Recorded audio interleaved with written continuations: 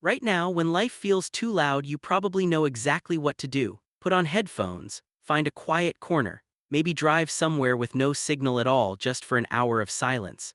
You'd probably assume this need for quiet solitude is a modern coping mechanism, something invented by overstimulated brains drowning in notifications.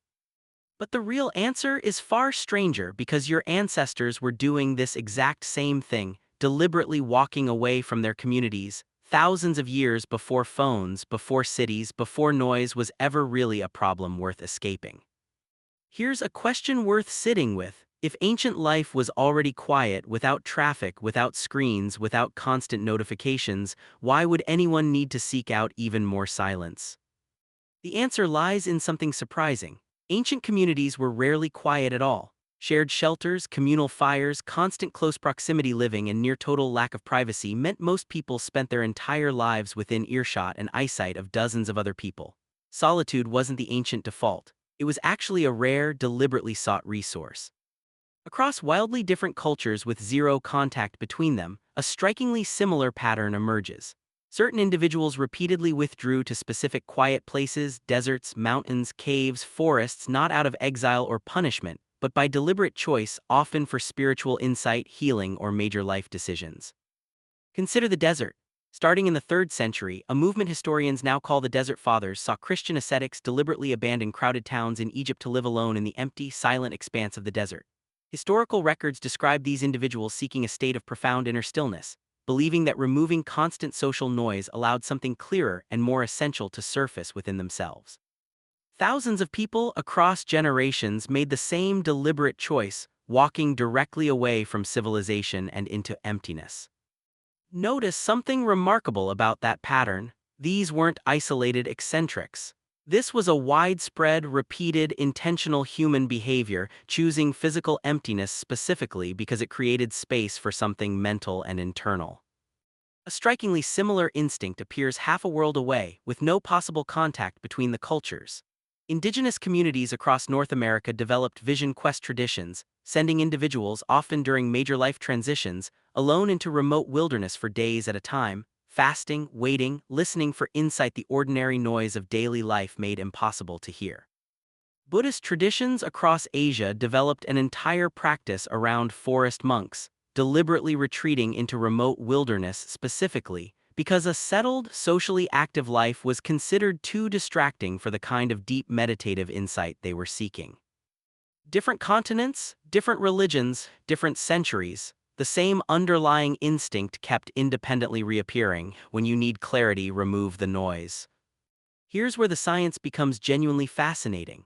Neuroscientist Marcus Rachel, whose research helped identify what's now called the brain's default mode network, found that your brain doesn't actually go quiet when you stop actively focusing on a task. Instead, an entirely different network activates, one associated with self-reflection, memory consolidation, and creative problem-solving. This network operates most effectively precisely when external demands on your attention drop away. Constant social interaction, background noise, and sensory stimulation don't just distract you. They may actively suppress the exact neural process responsible for deep insight and self-understanding. Think about what that means for those ancient desert wanderers and forest monks. They may not have simply been running away from people. They may have been unknowingly optimizing conditions for a specific cognitive state, one modern neuroscience is only now beginning to formally map, that requires genuine reduction of external input to fully activate. Here's the twist that reframes the entire pattern. Silence and solitude weren't ancient luxuries reserved for spiritual specialists.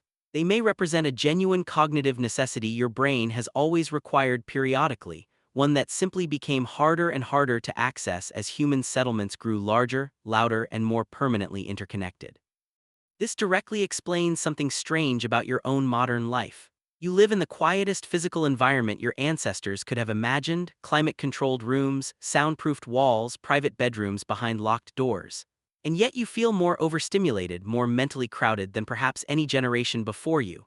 The noise didn't disappear.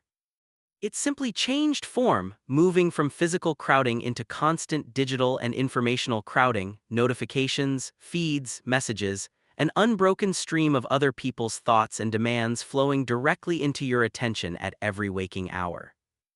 Your ancestors could physically walk into a desert to escape social noise. You can walk into an empty room and still be mentally surrounded by hundreds of people through a small glowing screen in your pocket. So the next time you feel a genuine pull toward silence, toward being completely alone with your own thoughts for even just a few uninterrupted minutes, notice what's actually happening.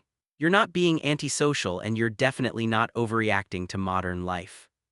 You're responding to one of the oldest, most consistently rediscovered human needs across the entire span of recorded history.